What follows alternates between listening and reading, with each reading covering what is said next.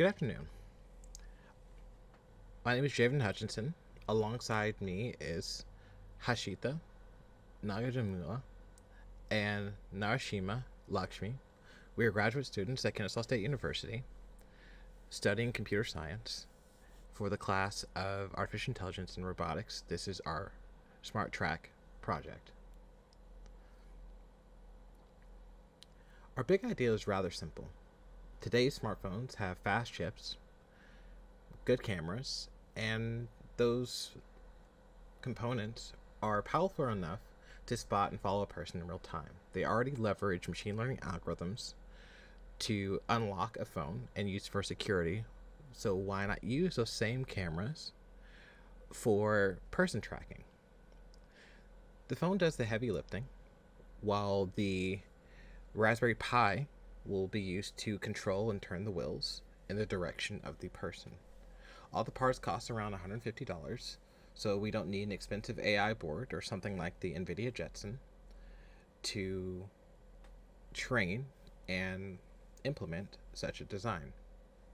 In the next few slides, we'll explain why we chose the setup, what the project covers, and the system that works fast enough to keep up with a walking person.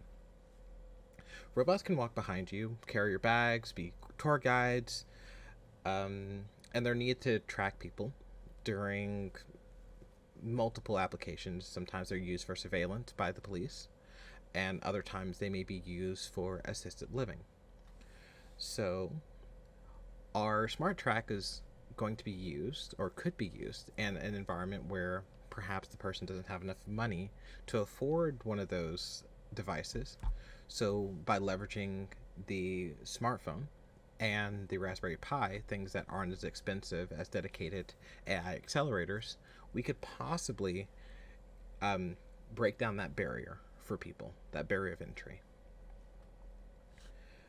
And our scope is as follows: design a basic prototype with a that's low cost, and follow a dedicated person, and also use this interaction between the smartphone and the Raspberry Pi. The methodology is rather simple. It's to integrate a Deep Lab v3 for person segmentation on the smartphone side, so it captures the person, processes it, and uses a machine learning algorithm to change the wheel direction of the robot, while also changing its direction based on the movement of that person by communicating back and forth with a REST API between the smartphone and the Raspberry Pi.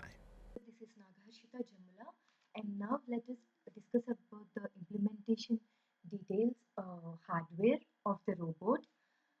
The robot consists of two 5-volt motors and two drivers L298N. The two 5-volt motors are on the front side, and there are another two 5-volt motors on the rear side of the robot.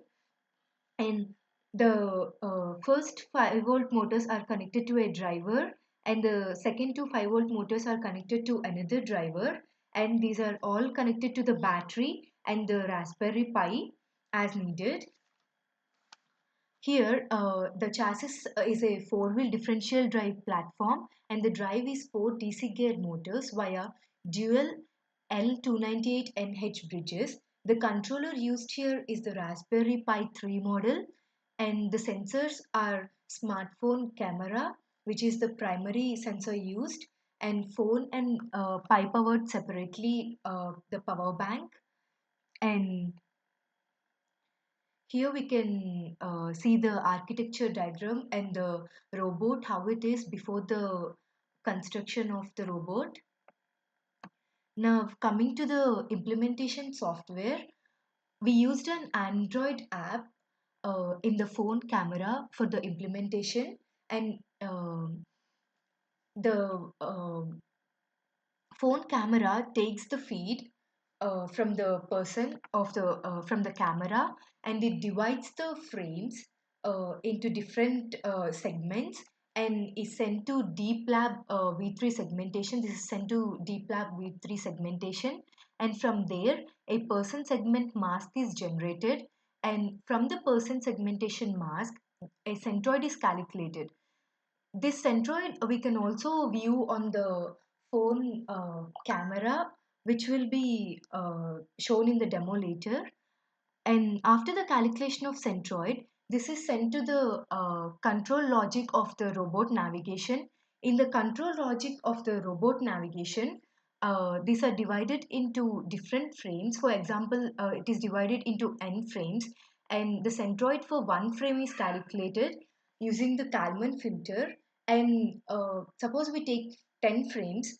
For the first frame, the centroid is calculated, and the Kalman filter basically calculates the estimated centroid for the remaining 9 frames, and the feedback is sent to the Deep 3 lab segmentation, and the process goes on in a loop. Then the Deep 3 lab segmentation again forms the person segment mask, and then the centroid is calculated again, and then the frames are generated, and then uh, in the control logic of the robot navigation using the Kalman filter, the centroid of the remaining frames are estimated, and this goes on in a loop.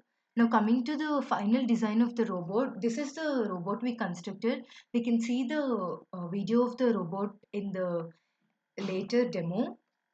These are the pictures of the robot.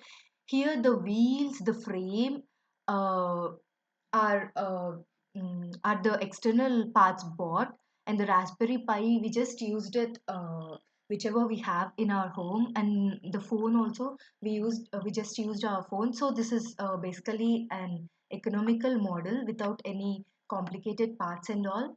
Now the expected deliverable is a functional prototype robot, which we will be seeing in the demo later, and it is capable of following a person indoors at walking pace.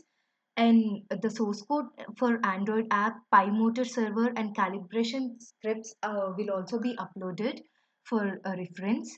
The evaluation report with tracking accuracy metrics and video demonstrations will also be uploaded, and the documentation for replication with commodity parts will also be uploaded in the report file.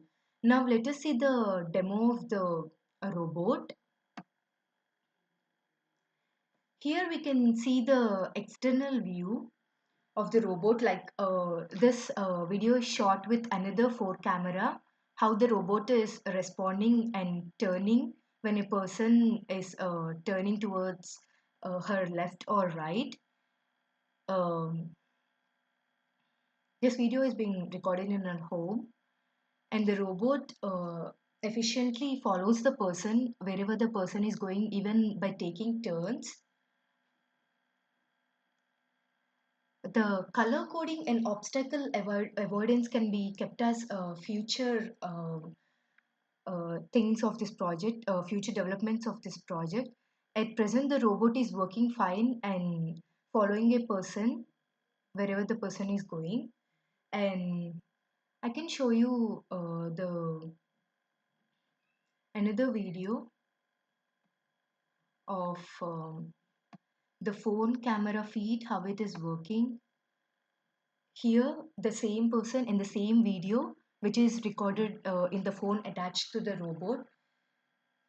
Here you can see that the robot is calculating the centroid of the person while the person is moving left or right, and it is basically following the person with the centroid.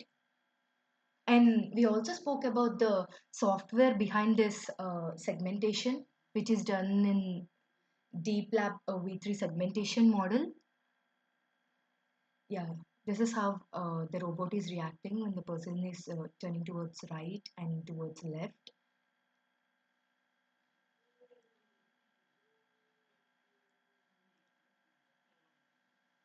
The robot also stops when a person is very close to it.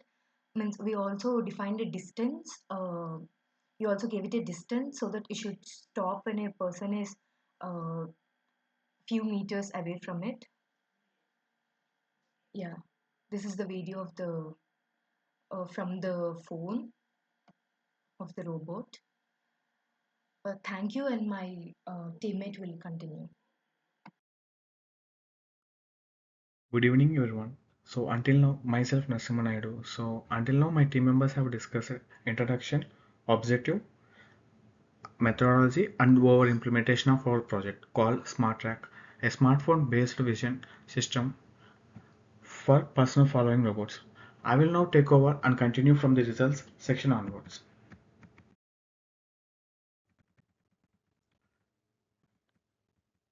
So in our experiment, the results section. So in our experiment evaluation, SmartTrack achieved very promising results. We conducted multiple trials in indoor environments, including obstacle-rich settings and dynamic human interaction.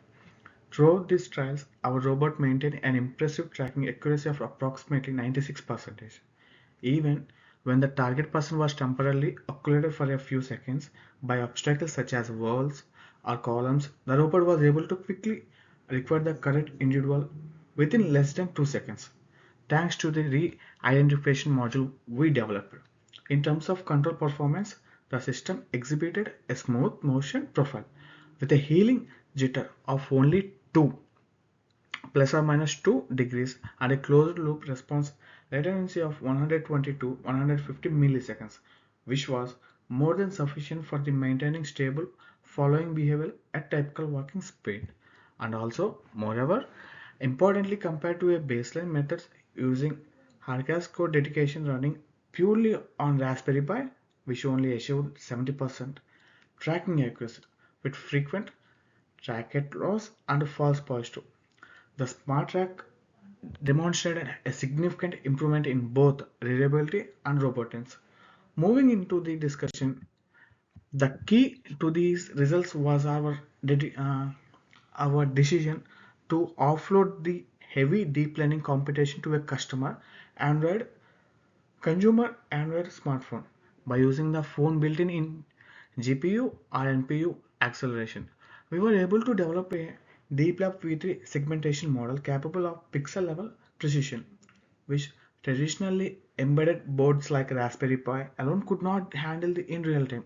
This segmentation approach eliminated the instability often seen with bonding methods, resulting in much more natural and human-like robot motion without jerk behavior. So, however, it is important to note that our current design assumes an obstacle-free line-of-sight environment. So, therefore, one limitation is that SmartTag doesn't yet have handled unexpected obstacles or complex path planning, which we have identified as a key area for our future enhancement. In the conclusion, the smart track successfully demonstrated that high accuracy person following robots can be achieved using only low cache and accommodative hardware without recovering expenses like a GPU or AI boards or cloud-based processing. Our prototype consisting of a smartphone, a Raspberry Pi 3 or 4 DC motors, 4 motor drivers and a simple charges stayed under a total cost of $150, so which is very less cheap thanks to the semantic segmentation and a real-time re-identification. Our robot could continuously track the correct person even in a challenging scenario. This makes SmartTrack a highly accessible and replaceable platform for research and hypothetics and anyone interested in human-robot interaction application.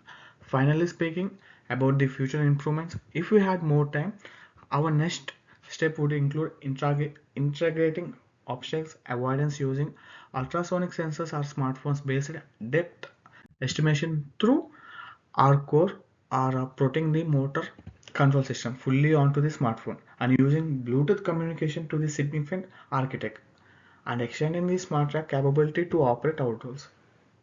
On an even terrain with faster moving records, we also plan to optimize battery management and hot swappable power system to enable longer continuous operation without uh, without any interaction. I mean not interruptions. That's conclude my part. Thank you all for your attention.